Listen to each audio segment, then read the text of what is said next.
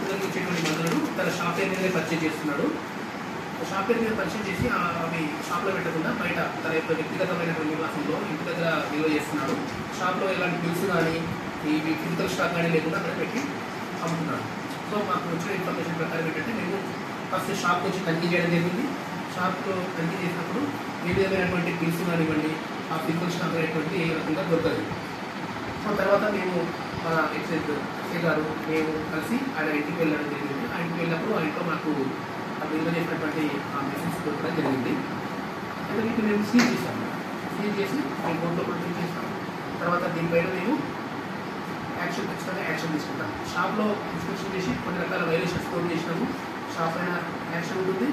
అలాగే ఈ పర్సన్ ఇంట్లో నిల్వ చేసినందుకు గాను మా డ్రగ్స్ అండ్ కాస్మెటిక్స్ యాక్ట్ ప్రకారం లైసెన్స్ లేకుండా మనలో నిల్వ చేసినటువంటి ఒక సెక్షన్ ఉంటుంది 8C అని డ్రగ్స్ అండ్ కాస్మెటిక్స్ యాక్ట్ ప్రకారం ఆ చట్ట ప్రకారంలో మేము కేసు నమోదు చేస్తాము. అలాగే షాప్లో 65 అనే ఒక రూల్ ఉంటుంది డ్రగ్స్ అండ్ కాస్మెటిక్స్ యాక్ట్ చట్ట ప్రకారం.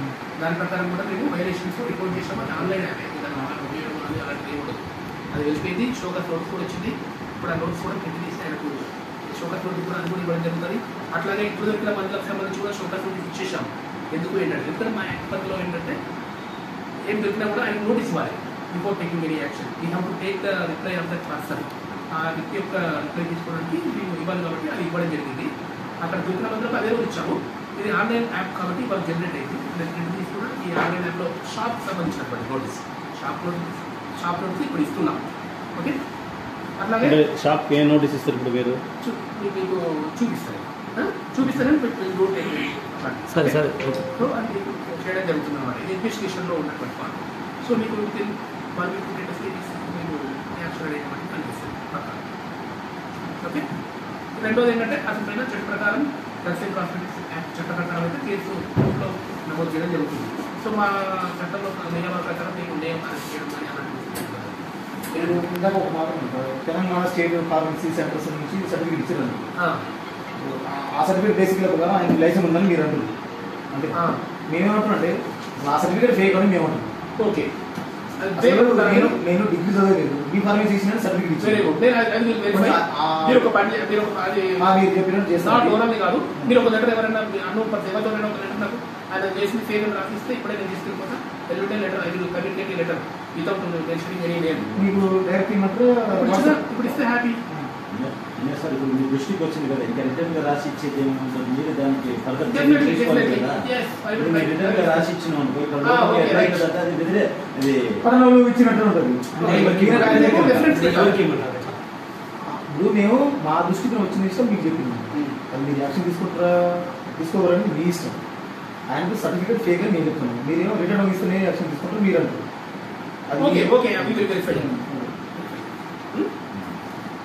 సార్ ఇప్పుడు ఆర్ఎంపీ డాక్టర్లు మెడికల్స్ అందులోనే మందులు అమ్ముతారు విషయం మీ దృష్టికి రాలేదు సార్?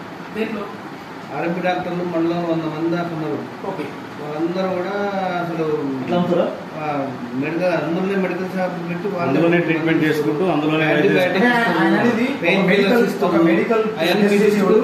మందులు అమ్మవచ్చు సార్.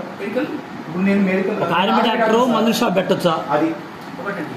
రిజిస్టర్డ్ ఫార్మసిస్ట్ ఉన్నటువంటి సర్టిఫికేట్ మాకేంటంటే ఇదంతా ఆన్లైన్ ప్రాసెస్. ఇంతకుముందు మాన్యువల్గా చేసేది ఆన్లైన్లో మన రిజిస్టర్డ్ ఫార్మసిస్ట్ ఉంది. రిజిస్టర్డ్ ఫార్మసిస్ట్ తర్వాత ప్రిన్సెస్ రిఫ్రిజిరేటర్ ఉన్నటువంటి వ్యక్తులు ఎవరైనా అప్లై చేసుకోవచ్చు.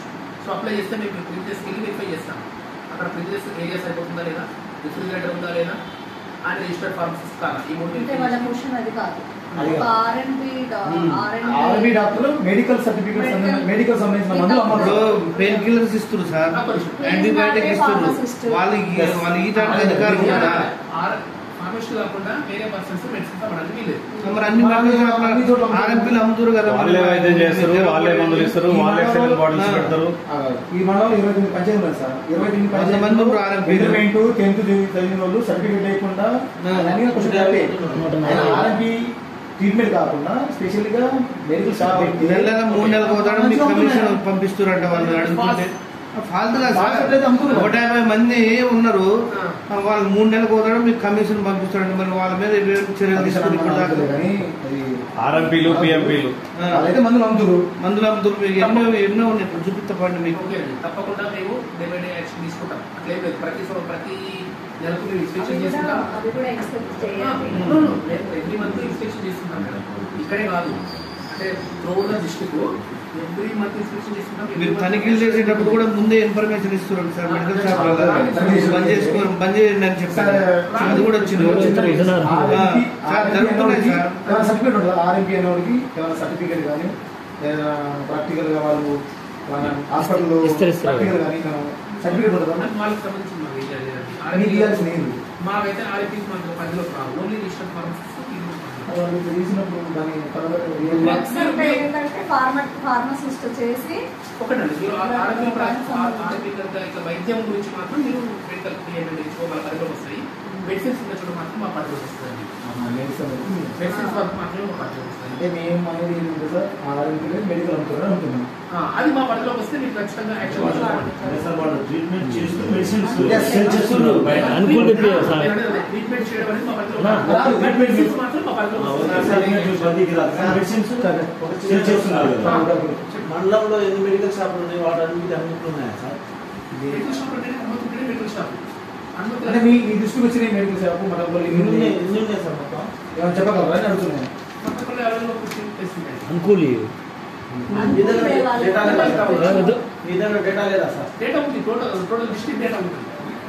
మా మండలంలో మనందరం పెద్ద క్వశ్చన్ అంటే సార్ ఒకటే అన్నారు, జిల్లాకి సార్ ఒకటే ఏంటి అన్ని చేయలేవు. మనం డిప్యూటీ కమిషనర్ నల్గొండ గారి ఆదేశాల ప్రకారం ఇన్స్ట్రక్షన్ ప్రకారం మా డిపిఓ గారు సూర్యాపేట గారి ఆధ్వర్యంలో ఎస్హెచ్ఓ కోదాడ టీము ఒక గత వారం 10 రోజుల నుంచి రైడ్ చేసింది కోదాడ టౌన్లో.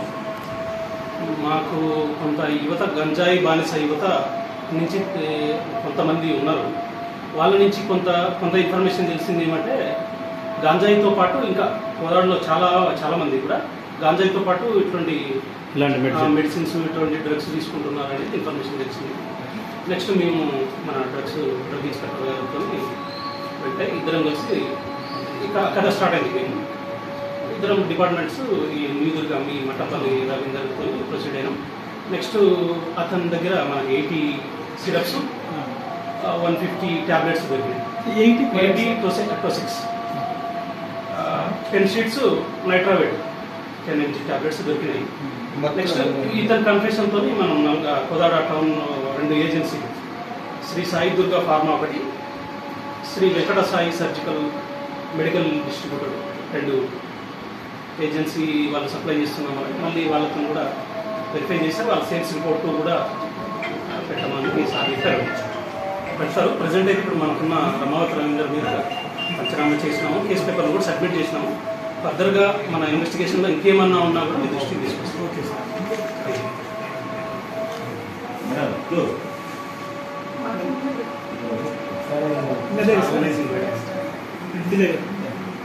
అంటే ఇక్కడ మళ్ళీ ఇంకెట్లాంటి ఇక్కడ అయితే కూడా కఠిన మీ కోఆపరేషన్తో. Okay sir. ఎందుకంటే సార్ జిల్లాకు ఆఫీసరు, నేను ఎక్కడో ఉంటాం, మేడం కూడా ఒక మా పరిధి అంటే మాకున్న పనులు మాకున్నాయి.